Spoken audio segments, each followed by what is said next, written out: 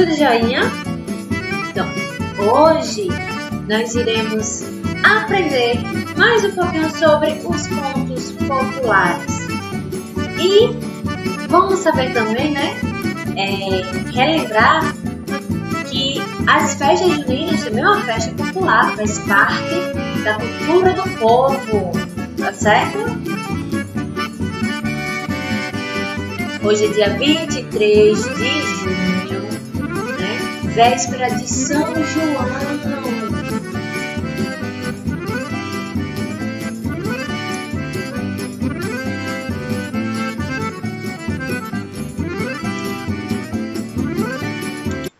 Isso aí, galerinha! Então, conto popular é uma narrativa. O que é uma narrativa? É uma história contada, falada. Eu estou contando uma história. Então, se eu estou contando alguma coisa que aconteceu comigo, eu estou narrando.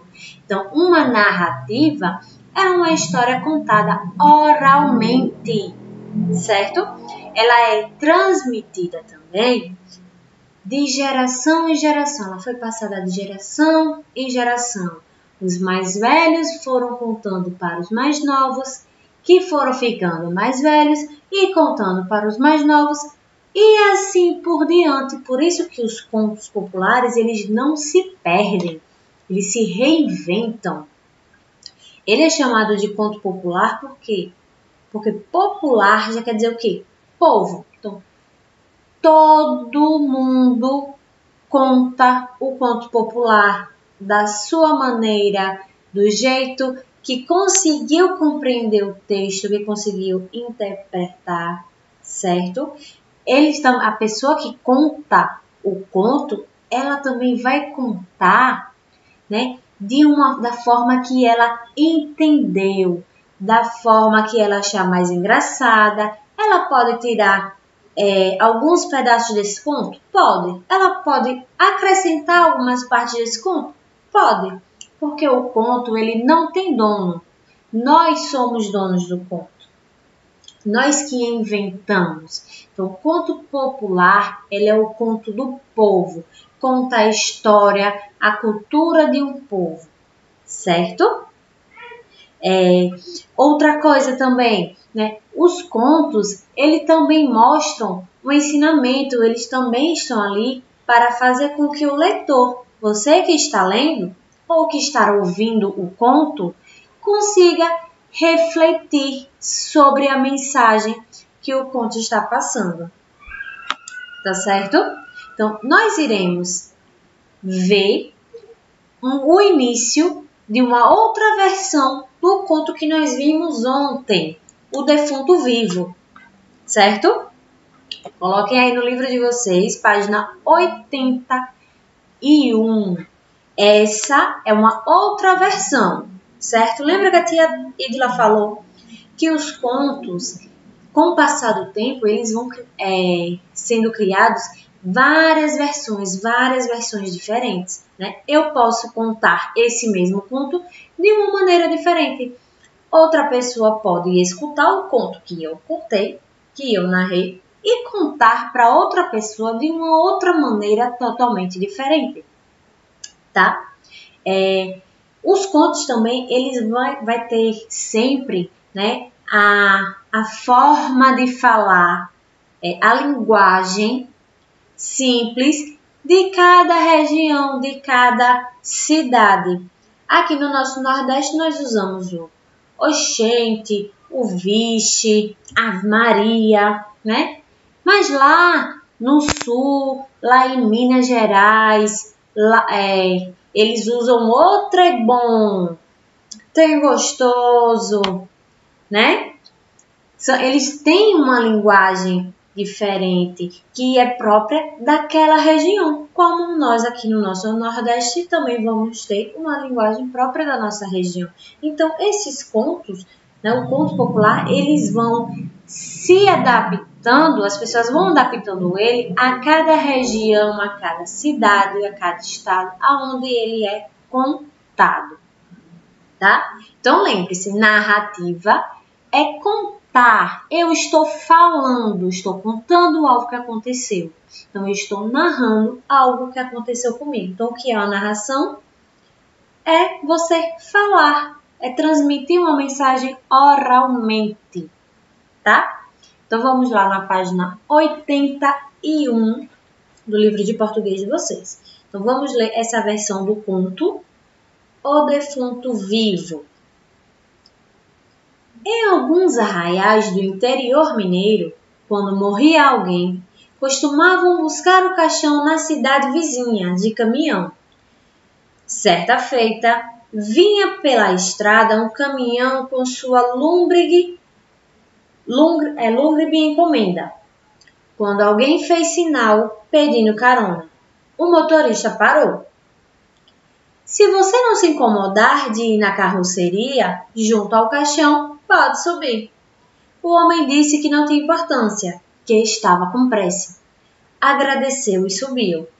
E a viagem prosseguiu.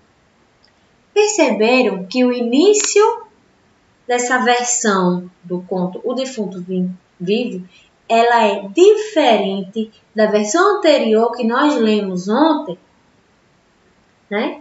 Então, aí já começa, já tem um início totalmente diferente, né? Porque lá já tem falando que um homem está dirigindo um caminhão, que está levando um caixão, né? E nessa versão já vem dizendo assim, em alguns arraiais do interior mineiro, quando morria alguém, costumava buscar o caixão na cidade vizinha de caminhão.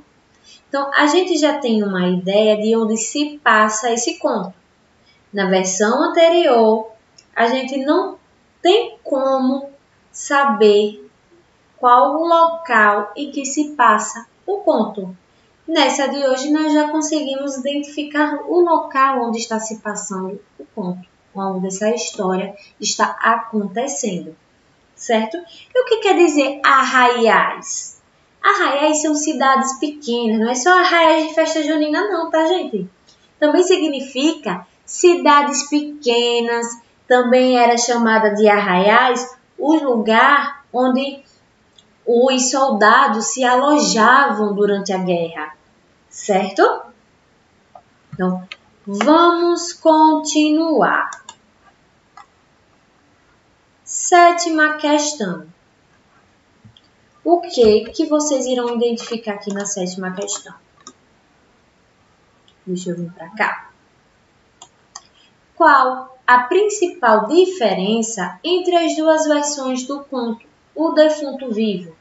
Então, na versão anterior, né, nós não conseguimos identificar o local aonde está se passando a história, aonde se passa o conto. Já nessa outra versão, a gente consegue identificar aonde esse conto está se passando, né? Então, qual é a principal diferença, né? A gente consegue identificar o lugar de onde está acontecendo essa narrativa. 8ª questão. Que característica dos contos populares pode explicar essa diferença? Então, vejam, né? Cada povo vai contar um conto popular à sua maneira. Cada povo tem um jeito próprio de contar a história. A história vai ser a mesma. Pode ter modificações? Pode, certo? Mas sem perder a sua essência, que é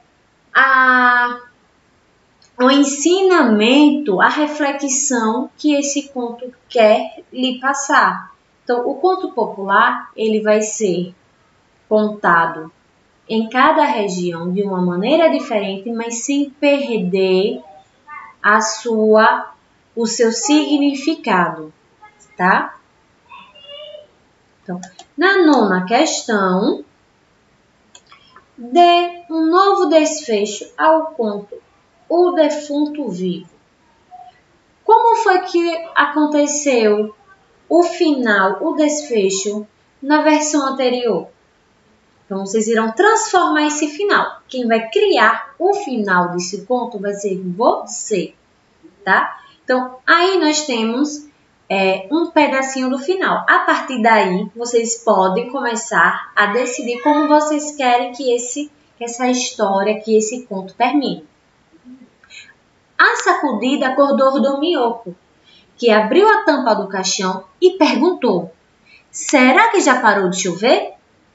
Então, a partir daí, quem vai fazer o final desse conto vai ser você, certo? Então, você vai ser o autor, você vai dar a sua contribuição para esse conto popular, tá certo? Vamos para a 10ª questão. Vamos lá. Deixa eu arrumar aqui, bonitinha. Tcharam! Tia está flutuando. Então, em alguns arraiais do interior mineiro, letra A. A palavra destacada funciona como adjetivo pátrio? Explique sua resposta. Vocês lembram o que é adjetivo? Adjetivo é a palavra usada para dar característica, qualidade e estado dos seres, tá? Ele também é classificado em simples e composto, primitivo, derivado e pátrio, certo? Então, o substantivo, o adjetivo simples, ele vai ser aquele adjetivo que é formado por apenas um radical, uma única palavra.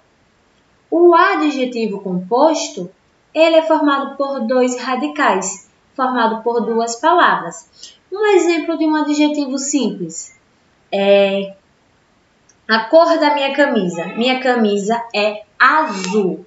Azul, né, está dando característica à minha camisa. Você está caracterizando a minha camisa. De que cor é a minha camisa? Azul. Azul é uma palavra formada apenas por uma única palavra, um só radical. Então, ele é um adjetivo simples. Eu também poderia dizer que essa camisa aqui, ela é azul escuro. Azul escuro é o adjetivo que está caracterizando o substantivo camisa, certo? Então, azul escuro é um adjetivo de que tipo? Composto, porque ele é formado por 2 radicais. Eu tenho a palavra azul e tenho a palavra escuro, certo? Então, o adjetivo primitivo. O adjetivo primitivo é aquele que tem origem própria, que ela não foi formada de nenhuma outra palavra, né?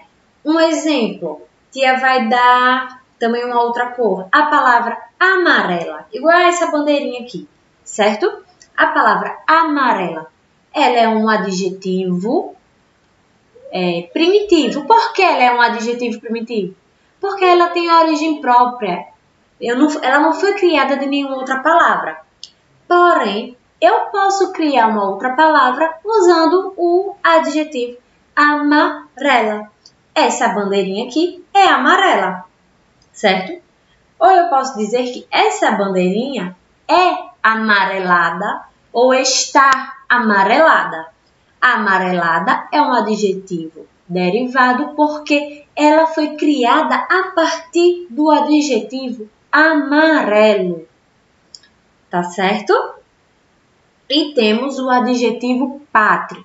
O adjetivo pátrio, ele indica a nacionalidade da pessoa, o local de origem dessa pessoa, onde a pessoa nasceu, o local de origem de determinados objetos, o local de origem de determinada comida, certo? Então, tia Idla nasceu na cidade de Aracaju. Então, eu vou ser o quê? Qual será o meu adjetivo pátrio? Idla é aracajuana. Por que eu sou aracajuana? Porque eu nasci, o meu local de origem é Aracaju, tá? Eu posso dizer também que eu sou sergipana? Posso, porque A cidade de Aracaju é capital do estado de Sergipe. Então, eu também sou sergipana, certo? Posso dizer que sou brasileira? Posso também. Onde está localizado o estado de Sergipe? No Brasil. Então, nós temos aí esses 3 adjetivos pátrios: aracajuana, sergipana, brasileira, que estão indicando o local de origem da onde eu sou, a minha naturalidade, da onde eu nasci, aonde eu vivo. Tá bem? A mesma coisa quem mora em Itabaiana. A pessoa que mora no interior de Itabaiana, ela vai ser chamada de itabaianense, porque ela nasceu lá, certo? Mas ela pode ser chamada de sergipana também? Pode, porque a cidade de Itabaiana está localizada no estado de Sergipe. Ela também pode ser chamada de brasileira? Pode. Também é um adjetivo pátrio para indicar a origem de nascimento daquela pessoa. Qual o país de origem dela? Qual país que ela nasceu? O Brasil. Então, ela é brasileira. Se eu comer uma comida típica da Bahia, eu vou estar comendo uma comida baiana. Então, baiana é o adjetivo pátrio que está indicando o local de origem da comida que eu vou comer. Certo? Então, vejam aí, na letra A, a palavra destacada funciona como adjetivo pátrio. Qual é a palavra destacada? Mineiro. Essa palavra mineiro vem de qual cidade? Ela é adjetivo pátrio de qual cidade? De Minas Gerais. Então, por que ele está funcionando aí nessa frase como adjetivo pátrio? Ela está indicando a origem de quem? Ou do que? Certo? Letra B. Vamos aí para a letra B. Elabore. O que é elaborar? Criar. Vocês irão criar uma frase em que a palavra mineiro não tenha a mesma função do exercício anterior. Se na letra A, a palavra mineira ela está aparecendo como um adjetivo, vocês irão criar uma frase onde essa palavra ela apareça como substantivo. De que forma? Veja, a palavra brasileira ela é um adjetivo pátrio, não é? Isso, eu sou brasileira, tá? Mas para se referir a mim, eu posso dizer a brasileira é linda ou aquela brasileira é linda. Então, veja, a palavra brasileira nesta frase, certo? Ela vai ter o sentido de substantivo. Né? Lembram da regrinha do artigo que a tia explicou? Quando uma palavra ela estiver antes do artigo, ela vier antes do artigo, ela será um substantivo. Lembram quais são os artigos? Nós temos 2 tipos, não é? Artigo definido e artigo indefinido. São os artigos definidos, o que define algo específico, que nos dá uma certeza de algo que nós estamos falando ou do que estamos falando. A, o, as e os. Esses são os definidos. E o artigo indefinido? Uma, uns, umas. Porque ele dá uma ideia vaga do que nós estamos falando. A gente não tem como ter uma certeza de uma quantidade de quem nós estamos falando, do sujeito de quem nós estamos falando, certo? Ele indetermina, tá? Então, aqui vocês irão elaborar uma frase, criar uma frase, utilizando a palavra mineiro. Só que a palavra mineiro vai aparecer como um substantivo e não mais como adjetivo. Tá certo? Letra C. Qual a função da palavra mineiro na frase que você elaborou? Explique sua resposta. Então, tia Edila já deu uma dica, certo? Qual vai ser a função da palavra mineiro na frase que você elaborou? De substantivo. Agora, por que ela vai ter essa função de substantivo? Aí vocês irão explicar a resposta de vocês, certo? Substantivo, ele é o quê? Substantivo é a palavra que nomeia os seres em geral. Então, a palavra mineiro, na frase que vocês elaboraram, ela vai ser o quê? Vocês irão estar falando de algo, de alguém. Então, é um ser, certo? 11ª questão. Pesquise em jornais e revistas uma palavra com H inicial, dígrafo NH, dígrafo CH e dígrafo LH e colhe-as no quadro a seguir. Estão vendo esse quadro? Então, vocês irão pesquisar, certo? Em jornais e revistas, palavras que se iniciam com a letra H, tem várias, certo? Homem, helicóptero, orquídeas. Então, existem várias palavras que iniciam com H, tá? E as palavras que têm um dígrafo, NH, CH e LH. Então, vocês irão pesquisar em jornais e revistas, também podem pesquisar na internet, certo? E colar as palavras aqui, tá bem? Dentro desse quadro. Temos agora na página 83 um desafio para vocês. Vamos lá, preste atenção, tá? Encontre no diagrama as palavras com os dígrafos que aparecem no conto O Defunto Vivo. Então, temos aí essas palavras: caminhão, chover, chuva, dorminhoco. Então, vocês irão encontrar essas palavras que estão nesse quadro dentro desse diagrama. Vocês lembram quais são os dígrafos?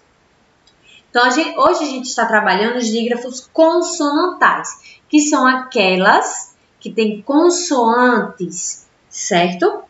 Quais são as que começam com as que têm H no meio?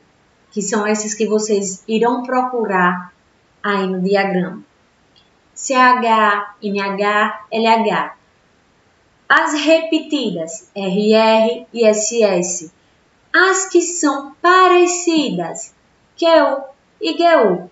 As que são iguais, a única diferença é o cedilha, SC, S cedilha. E a última, que só tem uma, com XC.